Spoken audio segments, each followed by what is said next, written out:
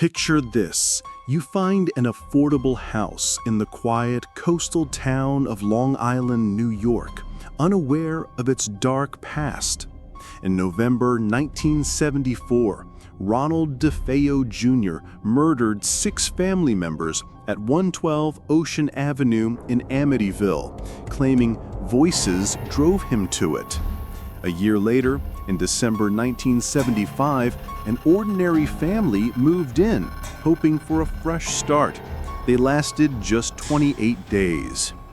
This is the story of the Amityville house, drawn from their accounts and later research. What do you think? Supernatural forces or psychological effects? In December 1975, George and Kathy Lutz, newlyweds, bought the property at 112 Ocean Avenue for around $80,000, a bargain for its size and location, but tainted by its history. Amityville, a sleepy Long Island town, was known for its charm until the DeFeo tragedy shocked the community. Ronald DeFeo Jr. had been convicted of the murders a year earlier, citing demonic voices in his defense, as court records show. Along with Kathy's 3 kids, Daniel, Christopher, and Missy, the Lutzes dreamed of a new chapter. But from the first night, they reported strange occurrences. George woke abruptly at 3:15 a.m., the approximate time of the murders, feeling an intense, unexplained chill. The family dog howled at empty corners, and Kathy described a heavy, oppressive feeling in the air. Skeptics suggest that knowing the house's history, combined with structural issues like drafts, could have influenced their perceptions. In the days that followed, the Lutz's reports grew more unsettling. Kathy said she felt unexplained touches on her face while sleeping. The kids, especially Daniel, claimed to see glowing eyes at the windows, with Daniel describing an animal-like figure resembling a pig watching from outside. Doors and windows slammed shut on their own, even when locked. A foul smell like rotting meat appeared randomly. The family dog howled constantly, and certain rooms stayed cold despite the heater. George, who considered himself a skeptic, reported hearing whispers that seemed to say, "Get out." Local news outlets like the New York Times covered the DeFeo case extensively, heightening public fascination. Later investigators like Rick Osuna in The Real Amityville Horror suggested these could stem from the old house's faulty plumbing or natural creaks, amplified by the family's documented financial stress.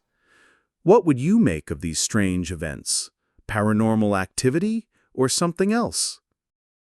The Lutz's accounts escalated over the weeks.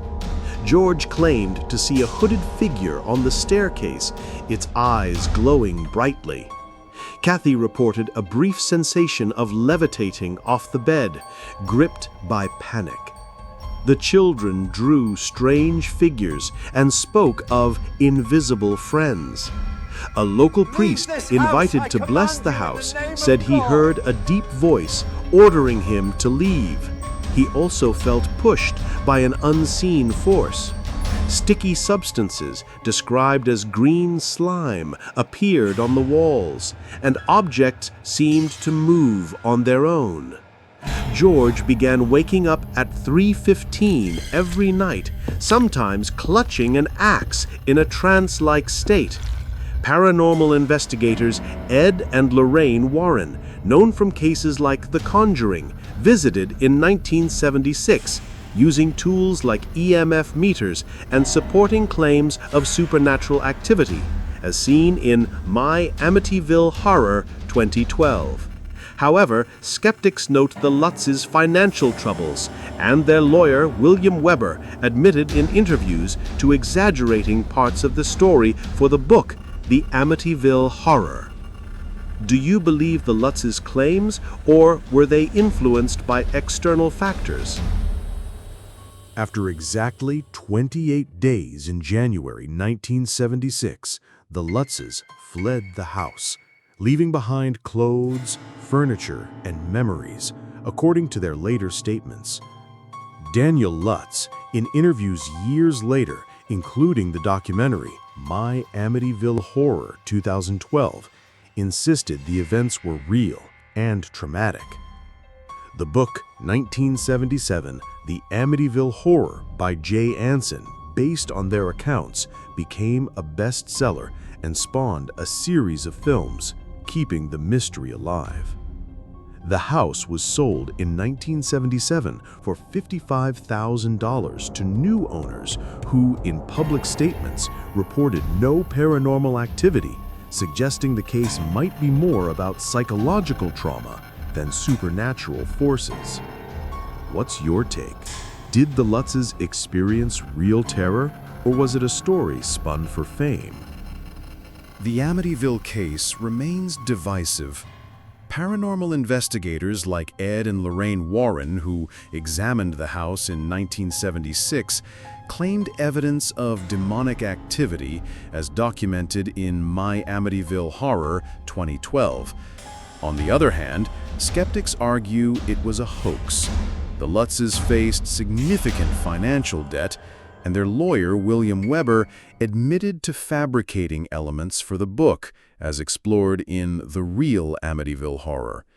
Later residents, including families who lived there for years, reported no unusual events. This supports the idea that the case might stem from hype or financial motives. For a balanced take, check out episodes as in Jimmy Akin's Mysterious World 2025, which weigh both sides. Psychological trauma, mass suggestion, or something unexplainable? The evidence remains inconclusive. What's more likely, paranormal forces or a fabricated story? The Amityville house still stands, recently sold for millions, and continues to draw curiosity.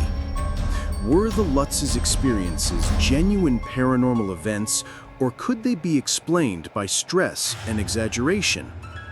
Comment, what do you think best explains the Amityville case, supernatural forces or human factors? Share your take on similar stories or personal investigations.